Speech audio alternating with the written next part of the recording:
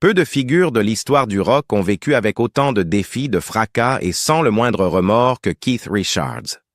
Sa vie a été une danse vertigineuse de riffs légendaires, de tournées chaotiques, d'accrochages notoires avec la loi et de moments d'humanité brute et bouleversante.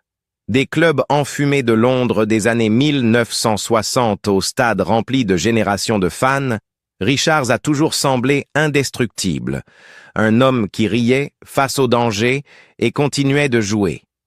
Mais derrière cette arrogance, derrière ce sourire en coin, il y a toujours eu plus en Keith Richards que ce que le public a réellement connu. Aujourd'hui, à 81 ans, après des décennies de mythes et de spéculations, il a enfin révélé une vérité bien plus profonde que quiconque aurait pu imaginer. La douloureuse confession de Keith à propos de Tara. Le monde a toujours connu Keith Richards comme l'ultime survivant.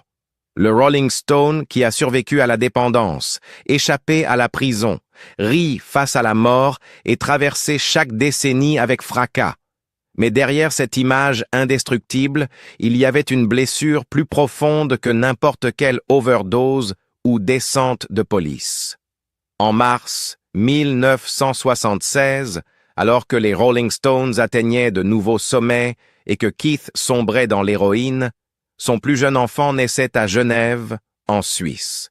Ils nommèrent le bébé Tara Joe Gunn Richards, un hommage à Joe Gunn de Chuck Berry et à Tara Brown, héritier britannique dont la mort tragique avait inspiré A Day in the Life des Beatles. Tara n'avait que 10 semaines lorsqu'il mourut subitement du syndrome de mort subite du nourrisson, SMSN, le 6 juin 1976, laissant Keith et Anita anéantis. Ce même après-midi, Keith se trouvait à Paris, en répétition pour la tournée européenne du groupe. Un appel paniqué d'Anita changea tout. Richard raconta plus tard s'être effondré sur le sol de l'hôtel, sanglotant, envahi par une douleur si creuse qu'il ne pouvait plus respirer. Dans son autobiographie Life publiée en 2010, Keith révéla ce qu'il fit ensuite. Il se releva, s'essuya les yeux et fit un choix. Annuler le concert, sombrer dans le chagrin ou faire la seule chose qu'il savait faire, jouer. Par pur instinct de survie, il monta sur scène à Paris ce soir-là, le cœur brisé mais les doigts fermes sur sa guitare. Des années plus tard, il avoua au Guardian que s'il s'était arrêté ne serait-ce qu'un instant, il aurait peut-être mis fin à ses jours. La musique fut le seul fil qui maintenait son esprit en un seul morceau durant ces heures dévastatrices. Il n'oublia jamais le berceau vide dans leur appartement de Chelsea, un rappel déchirant du futur qu'ils avaient imaginé, mais qui ne serait jamais. Keith se souvint être rentré chez lui après la tournée, avoir parcouru l'appartement et vu ce berceau, intact, symbole de tout ce qu'il avait perdu. La vue le fit s'effondrer à nouveau, hurlant d'un chagrin si profond qu'il semblait résonner dans chaque pièce. Durant les années 1980 et même les années 1990, Richard porta cette culpabilité comme un caillou dans sa poche.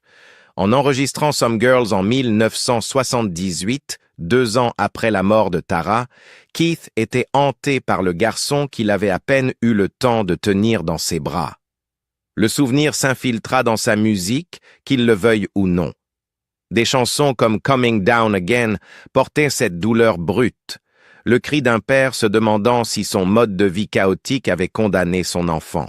Dans une interview émouvante en 2023 avec Howard Stern, Richards laissa à nouveau couler les larmes. Il admit que même aujourd'hui, approchant de sa 9e décennie, il sent encore le poids de la petite présence de Tara, absente pour toujours. Stern lui demanda s'il pourrait un jour laisser cette douleur partir, et Richard, la voix brisée, répondit « Non, mec, je ne crois pas que j'y arriverai un jour. C'est un vide qu'on ne comble pas. » Il décrivit comment chaque étape franchie avec ses autres enfants, Marlon, Angela, Theodora et Alexandra, ramenait l'absence de Tara au premier plan. Il avait vu Marlon passer de garçon timide à artiste accompli, observer Angela se bâtir une carrière dans la mode et célébrer l'émancipation de Theodora et Alexandra. Pourtant, À chaque anniversaire, chaque moment familial, une ombre planait. Les fans ne voyaient que le sourire de pirate et la cigarette au coin des lèvres, mais ses proches savaient qu'il y avait des soirs où Keith pleurait après les concerts, pensant à Tara. Dans son autobiographie, il se souvenait avoir griffonné des idées de chansons sous héroïne en 1976, pleurant en réalisant qu'il écrivait des berceuses qu'il ne chanterait jamais. Le chagrin ne l'avait jamais quitté, s'infiltrant dans ses accords, dans chaque corde, dans chaque note de défi.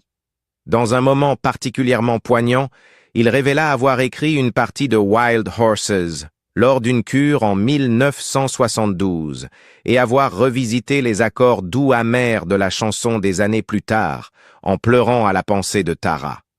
En 2023, alors que Richard parlait plus ouvertement que jamais, il devint clair qu'il portait cette vérité en silence depuis près de 50 ans. Derrière la légende de Keith Richards, le rebelle, le survivant, le Rolling Stone inarrêtable, il y avait toujours un père qui avait perdu son fils.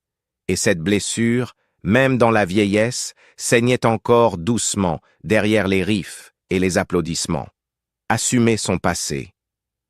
Pendant des décennies, Keith Richards a incarné le plus grand hors-la-loi du rock avec un sourire désinvolte, sa Fender Telecaster en bandoulière et une cigarette fumante jamais loin de ses lèvres. Le public l'adorait pour cela. L'image d'un homme invincible, un roi pirate vivant au-delà des conséquences. Mais Richard lui-même a révélé que derrière le mythe de l'indestructibilité se cachait une vérité bien plus fragile et tourmentée. À la fin des années 1960 et pendant les années 1970, sa vie était en crise perpétuelle, et il a depuis confessé que sa persona de sauvage n'était pas tant une médaille d'honneur qu'un bouclier masquant une douleur profonde. L'un des premiers signes de fissure apparut en 1967, lorsque Keith et Mick Jagger furent arrêtés lors d'une descente de police à Redlands, la maison de campagne de Richards à West Wittering, dans le West Sussex. Le soir du 12 février, la police, alertée par des journalistes de tabloïds, fit irruption et découvrit des amphétamines, du cannabis et un cercle d'invités comprenant Marianne Faithfull, qui fit les gros titres. Richard fut inculpé pour avoir autorisé la consommation de cannabis sur sa propriété et condamné à 1 an de prison le 29 juin 1967. Jagger écopa de 3 mois pour possession d'amphétamines. Les condamnations furent annulées en appel en juillet 1967, mais l'expérience laissa une cicatrice profonde. Richard déclara plus tard que c'était le moment où j'ai compris qu'ils voulèrent ma tête sur une pique, admettant qu'il avait pour la première fois vu à quel point il risquait de tout perdre. Mais s'il y eut un avertissement avec Redlands, il ne l'écouta pas. Keith sombra plus profondément dans l'héroïne au fil des années 1970, poussé à bout par les tournées chaotiques des Stones et la pression constante des médias. En février 1977, alors qu'il séjournait à l'hôtel Harbour Castle Hilton à Toronto, il fut de nouveau arrêté, cette fois pour possession d'héroïne avec intention de trafic. Une accusation passible de prison à vie selon la loi canadienne. La Gendarmerie royale du Canada découvrit des preuves de consommation de drogue dure dans sa chambre et son passeport fut confisqué pendant qu'il attendait son procès. Dans un rare moment d'honnêteté des années plus tard, Richard admit avoir été terrifié à l'idée de ne plus jamais remonter sur scène. Face à la possibilité de passer le reste de sa vie en prison, il fut contraint de regarder en face ce que sa dépendance lui avait fait, à lui et à ses proches. L'affaire dura 18 mois, et pendant qu'il était en liberté sous caution, Richard donna des concerts caritatifs pour l'Institut national canadien pour les aveugles, après qu'une fan aveugle nommée Rita Bedard témoigna en sa faveur. En octobre 1978, il reçut une peine avec sursis et une mise à l'épreuve, échappant de justesse au sort de tant d'autres musiciens détruits par la drogue. Ce fut aussi une période marquée par les humiliations personnelles les plus profondes. Marlon, son fils, avec Anita Pallenberg, n'avait que 10 ans en 1979 lorsqu'il confronta Keith à propos de sa consommation, lui demandant d'une voix déchirante pourquoi il avait besoin de ces drogues. Richard avoua que cette question l'avait transpercé plus douloureusement que n'importe quel verdict. À cet instant, dit-il, il se sentit totalement défaillant, non pas comme rockstar, mais comme père. Pourtant, la spirale continua. En 1980, la police fouilla à nouveau son domicile londonien et trouva de petites quantités de hashish, sans poursuite grave. Il y eut d'autres descentes, d'autres scandales dans les tabloïds et d'innombrables nuits où Kate se retrouvait seule, se demandant combien de dégâts il pouvait encore se faire avant d'en finir.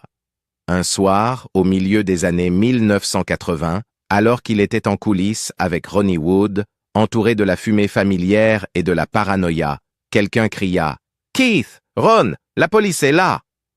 Les deux paniquèrent, jetant tout aux toilettes, pour découvrir quelques instants plus tard qu'il ne s'agissait pas de vrais policiers, mais de Sting et Stuart Copeland du groupe The Police, venus leur dire bonjour avant un concert. Keith en rit par la suite, mais derrière l'humour se cachait une vérité troublante. Il vivait si près du désastre qu'il s'attendait à être arrêté à chaque instant. Un autre sauvetage spectaculaire eut lieu à Boston en 1972, lorsque Richards et d'autres membres des Stones furent arrêtés après qu'une fête à l'hôtel dégénéra en bagarre avec la police et des journalistes. Ce n'est que grâce à l'intervention du maire de l'époque, Kevin White, fan inconditionnel des Stones, que le groupe fut libéré juste avant leur montée sur scène. « Les Stones ont été arrêtés, mais je les ai libérés », déclara fièrement le maire. Une phrase devenue légendaire. Aujourd'hui, à 81 ans, Richards a cessé de prétendre que le rôle du rebelle invincible lui convenait. Dans de récentes interviews, il a reconnu que ce que le monde voyait comme de l'héroïsme était en réalité un appel à l'aide désespéré que personne, pas même lui, ne comprenait vraiment à l'époque. Son côté téméraire faillit lui coûter sa liberté, sa musique, et plus douloureusement encore, l'amour de sa propre famille. Enfin, Keith Richards admet qu'être le dernier debout n'a jamais été une preuve d'invincibilité, mais le résultat de chance, de bons avocats et de la musique qui l'a sauvé encore et encore. La chute qui aurait pu tout arrêter. Lorsque Keith Richards atteignit la soixantaine, le monde entier était convaincu que rien ne pouvait le tuer. Il avait survécu à l'héroïne, la cocaïne, les barbituriques, les descentes de police, les accidents de voiture, et même à une quasi-condamnation à perpétuité au Canada. S'il existait un homme véritablement à l'épreuve des balles, c'était bien lui. Pourtant, en mai 2006, alors qu'il profitait d'un repos bien mérité sur Wakaya, une île privée des Fidji, le destin lui rappela que même les légendes sont faites de chair et d'os. Les gros titres furent, sans surprise, sensationnalistes. Le Rolling Stone tombe d'un cocotier. Une histoire taillée sur mesure pour les tabloïds. Mais la vérité, comme Keith la détailla plus tard dans Life, était bien plus banale et infiniment plus terrifiante. Il ne s'agissait pas d'un haut cocotier surplombant la mer, mais d'une branche basse et usée d'environ 2 mètres de hauteur. Après une baignade, Keith s'y était installé pour se sécher. Un simple moment d'oisiveté. Lorsqu'on l'appela pour le déjeuner, il tenta de descendre, s'agrippant à une branche pour garder l'équilibre. Mais ses mains, encore mouillées et sablonneuses, glissèrent. Il chuta brutalement, se cognant l'arrière de la tête contre le tronc. Au début, Keith n'y prêta guère attention. Après tant de blessures au fil des ans, un coup sur la tête semblait dérisoire. Il embarqua même quelques jours plus tard pour une excursion en bateau dans le Pacifique, sans se douter du danger silencieux qui planait dans son crâne. Mais bientôt, des maux de tête violents le frappèrent comme un marteau. De retour à terre, il se rendit dans une clinique fidjienne où un scanner révéla l'impensable, un hématome cérébral. Un saignement entre le cerveau et le crâne, potentiellement mortel sans intervention urgente.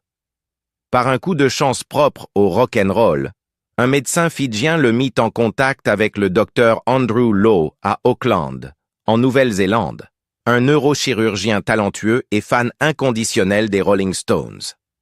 Richard fut transporté sur plus de 2700 kilomètres jusqu'à Auckland, où Lowe commença par l'observer, espérant que le caillot se résorberait de lui-même.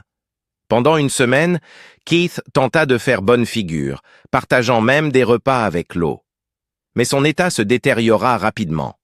Le matin du 8 mai, il parlait avec difficulté et perdait sa coordination. Un nouveau scanner confirma que le caillot s'était épaissi dangereusement, exerçant une pression gélatineuse sur le cerveau. Le docteur Lowe réagit immédiatement. Lors d'une opération tendue à l'hôpital Ascot, il retira le caillot de sang et répara la source de l'hémorragie avant de stabiliser le patient. Dès son réveil sur la table d'opération, fidèle à lui-même, Keith lança en plaisantant qu'il se sentait déjà beaucoup mieux. Le chemin du retour fut chaotique. Keith passa plusieurs semaines à se remettre sous la surveillance du docteur Lowe, mais la tournée approchait. Le 11 juillet 2006, il monta sur scène à Milan pour relancer la tournée européenne Bigger Bang. Le public l'accueillit avec une mer de palmiers gonflables, leur manière de saluer et de célébrer sa dernière confrontation avec la mort. Keith avoua à ses camarades qu'il était terrifié à l'idée d'oublier comment jouer ou de faire une crise sur scène. Mais dès les premiers accords, la mémoire musculaire et l'instinct de survie prirent le dessus. Cette fois, cependant, quelque chose avait changé. Kate avait affronté un danger qu'aucune drogue ni aucun avocat ne pouvait dissiper. Un coup à la tête qui aurait pu l'éteindre à jamais. Il admit plus tard que cet accident l'avait forcé à reconnaître pour la première fois ses limites humaines. Le mythe Keith Richards, indestructible, inarrêtable, défiant la mort, venait de heurter de plein fouet la réalité fragile du corps. Même pour lui, la gravité et les vaisseaux sanguins avaient le dernier mot. Et pourtant, après avoir survécu à une opération cérébrale, Richard fit ce qu'il avait toujours fait. Il trouva de l'humour dans la situation. Il rit avec ses fans, continua de jouer et se lia si profondément avec le Dr Lowe que celui-ci rejoignit la tournée, voyageant avec les Stones pour veiller sur lui. Ensemble, ils partagèrent de fish and chips et bière entre deux concerts. L'une des amitiés les plus improbables de l'histoire du rock. À la fin de la tournée 2006, Keith semblait un peu plus réfléchi, un peu plus conscient de sa propre mortalité. Mais fidèle à lui-même, il refusa de vivre dans la peur. Au contraire, ce flirt avec la mort le rendit encore plus déterminé à continuer. Selon ses mots, soit tu deviens hypocondriaque et tu écoutes les autres, soit tu décides par toi-même. Pour Richard, la décision était claire.